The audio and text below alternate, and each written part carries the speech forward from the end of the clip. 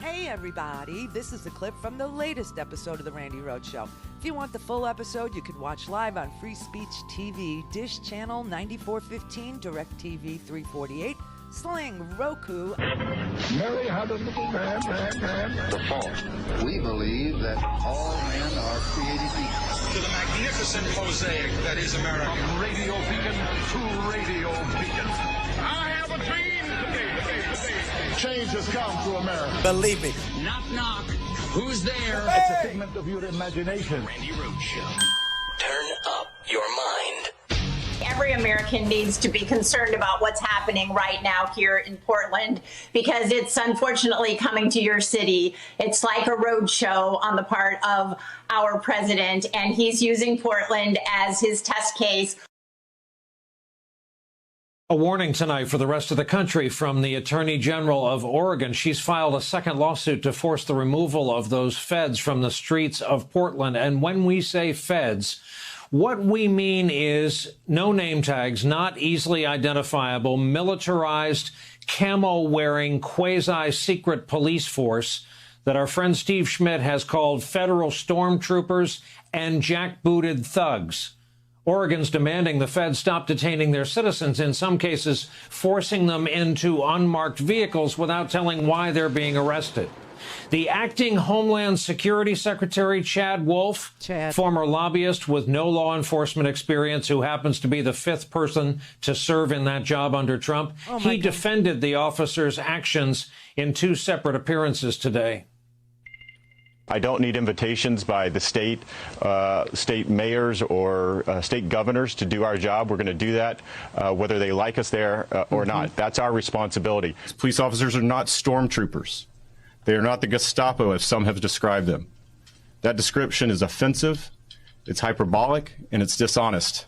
What's dishonest is wearing the uniform of the U.S. military when you're from the Department of Homeland Security, Chad.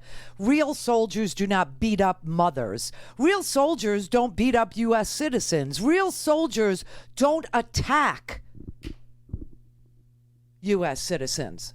You are insulting every single person, including myself, including my dad, and including, your dad and your grandpa, anybody who ever wore the uniform, by putting these goons on the street in military uniforms. Now, I want to talk to these goons, okay? I want to talk to you DHS employees.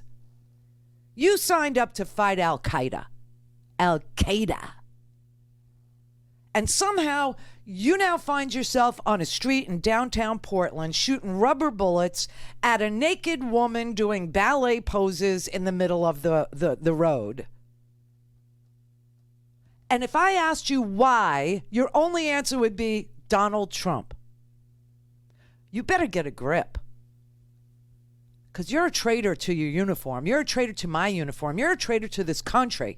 If you find yourself attacking moms, if you find yourself attacking anybody that is a U.S. citizen, when you signed up to fight global terrorism in a department that was Reiki sounding then and now is living up to its Reiki sounding name now, the Department of Homeland Security, because you wanted to fight terrorism and now you're being sent out to gas the wall of moms?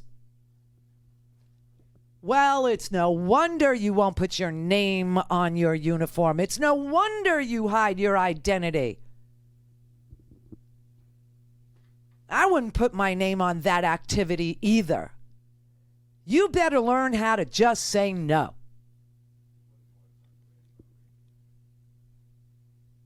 This is outrageous, okay? It is just disgusting. You know, it's funny. I brought up On Tyranny, 20 Lessons from the 20th Century by the Yale professor Tim Snyder yesterday. You know, Friday I brought up this whole thing with his goons, and thank God the mainstream media decided, oh, we don't have any corporate sponsors in this, so we can report it too. But then yesterday I was reading to you from my book, which is highlighted, underlined, paper-clipped, dog-eared, On Tyranny. It's a little teeny tiny book. See, you could read this. You could read this on the toilet. You could read this on the bidet. You could read it. And then they brought it up last night. General, there's an author, a professor up at Yale we have on occasion. He wrote a very small but powerful book called On Tyranny, and it was kind of timed for the start of the Trump presidency. He lays out things to look for in society that you may be teetering on tyranny. Here's the one he says about this. Be wary of paramilitaries.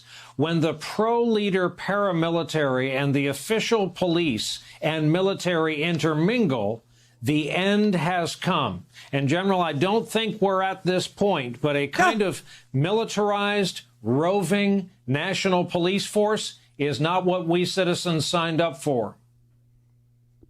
Well, we've merged into this SWAT teams, local sheriffs, police force, a federal FBI, now Border Patrol, all merging themselves into military uniforms. Get the hell out of our uniform. Yes. Our uniforms represent a mission in America to save lives, not to take lives. Do not suppress a people right, but to protect people right to protest. They need to get them out of our uniforms. And I hope this will come out in the next bills coming out of the Senate that force these civil and federal police from wearing military uniforms. It's a denigration of our uniform to be out and doing things like beating on people while they're protesting and not apprehending them, but punishing them. Police do not have the authority to punish people. They're given the authority to apprehend and protect themselves. They cannot go around and just beat the hell out of people with sticks. And that's what these federal police are doing. Shameful on Mr. Wolf for leading such a band out on the streets in America. Shame on you, Chad. Shame on you. But when Chad goes to his Georgetown mansion tonight, he'll say, screw it. This is what I had to do for money. This is what I do for money. I will destroy my country for money. I will act all Reiki for money. I will order these guys who signed up to fight global terrorism to go beat moms. And that happened today. Here's a short video. I tweeted this out right before the show. This is exactly what I tweeted. These are moms. And there are the goons with their batons pushing and beating the moms.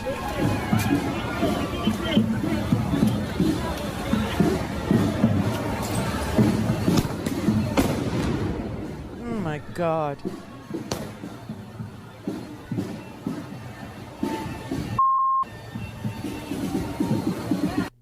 Moms. You find yourself doing that on the street in Portland to moms, there's something really wrong with you. You have gone off the beaten path. You are now into Reiki territory. I'm so sorry, but they are not global terrorists, okay? They have not. The Department of Homeland Security, the Border Patrol, has no business being in the interior of the country. Beating mommies, which is what the yellow shirts are. That's the wall of moms, they call themselves. I mean, this is it's so unacceptable. It's so bizarre. And this is why they hide their identities. They've got to have some sense of shame. And they don't want their names on their uniforms. I wore my name on my uniform. It was right there on my uniform. It was right there over my heart. My name. Unbelievable. This is so goon-like, so SS-like, so SA-like, so Russian. This is freaking communist Chinese behavior. Tiananmen Square stuff. This is bizarro world. And you know what? It's legal. They have very broad authority. It's lawful and awful. The law has got to change. And little Kaylee stood at her podium yesterday all dressed up with nowhere to go, telling everybody it's lawful. Yes, he can do this. This is lawful. He can shoot you on Fifth Avenue, and you can't do anything to him. But they are pushing the boundaries. Domestic policing by federal authorities. They're pushing the boundaries. See, if the protesters would move away from the federal courthouse, I would like to see what happens then. Because their only claim to fame, their only claim to lawfulness is that it's a federal building. And we have to protect it by beating mommies. We believe that all men are created equal. To the magnificent mosaic that is America. Radio Beacon.